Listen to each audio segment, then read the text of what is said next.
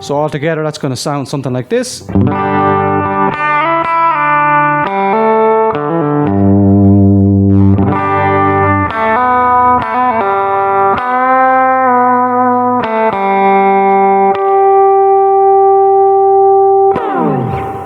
you doing, guys? Welcome back to the channel, or if you're new here, welcome. You're obviously here to learn some tablature, so let's get straight into it. So basically tablature is just 6 horizontal lines, each representing the string on the guitar. So you'll see on the side the name of the strings, so you're not confused and reading it upside down. So the top line that you see is your high E string, or your thinnest string on the guitar, and your bottom line is your low E string. 6th string, thickest string on your guitar. So now you know which way to read it. I'm going to zoom in now and let's get started with this exercise.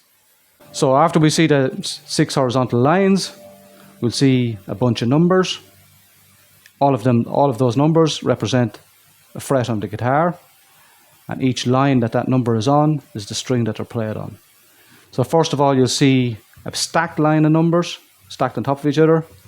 That's basically most times a chord. We play it all at the same time.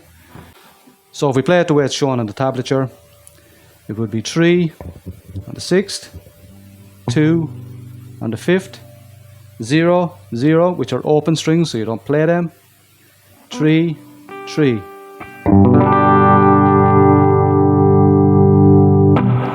So that's basically a G chord, and that's how you'd read that. The next you see is a 0, and it's on the D string, 4th string. It's basically an open string, just play it open. Next, what you'll see is a 3 with a slash going up to a 5, which is slide from 3rd fret on the 2nd string down to the 5th on the 2nd string.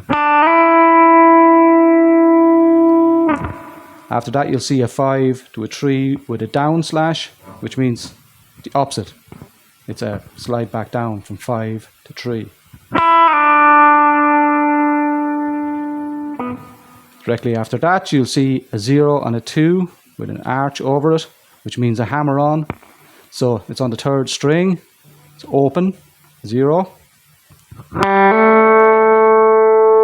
And you hammer on to the 2. After that, you'll see a 0H, 2P0. That is an open. Hammer on to the 2. Open. Pull off. So it's open, hammer on, pull off.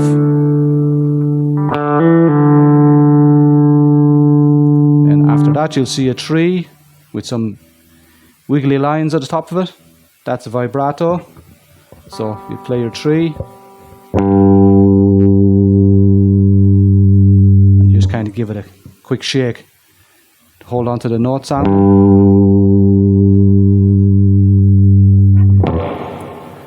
So after that, you'll see another stacked line of numbers. Let's play that. You'll notice that there's an X in it. That means it's a muted string. You don't play that. So it's basically a G again. With that one muted, the 5th string muted. So basically what I would do is I mute with this finger, this string.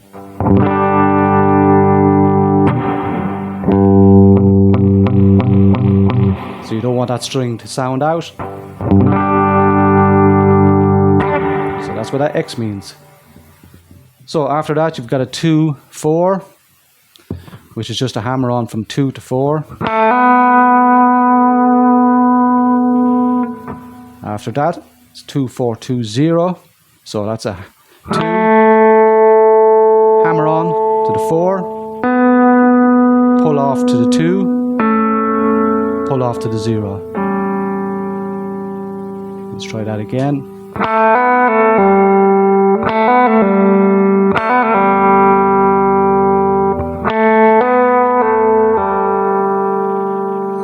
That's what that is. So next we got a 4B5, which is a bend from the 4th fret on the 3rd string, and you need to sound it like the 5th fret on the 3rd string. So there's the fourth, there's the fifth. So you got to bend the fourth string up to sound like the fifth. So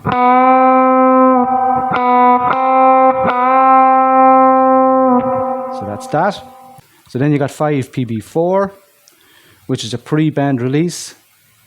So you pre-bent the string from the fourth fret, third string, and bring it back down to the fourth, sound like the fourth. So the two of those together, 4B5, and then the 5 PB4, is basically this.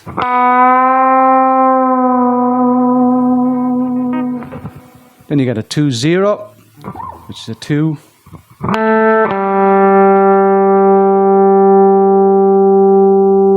The last thing you've got is a 12 with 2 cymbals beside it. That's a natural harmonic on the third string of the 12th fret. So you just lightly touch over the fret on the 12th string, just lightly with your finger, and release. You get that harmonic. You also get them in the 5th fret, 7th, and obviously the 12th. Naturally. So that was just a short video, guys, but I hope it's helped. If you liked the video, please give it a thumbs up. Maybe consider subscribing. Any comments, any questions, leave them in the box below. And we'll see you in the next one.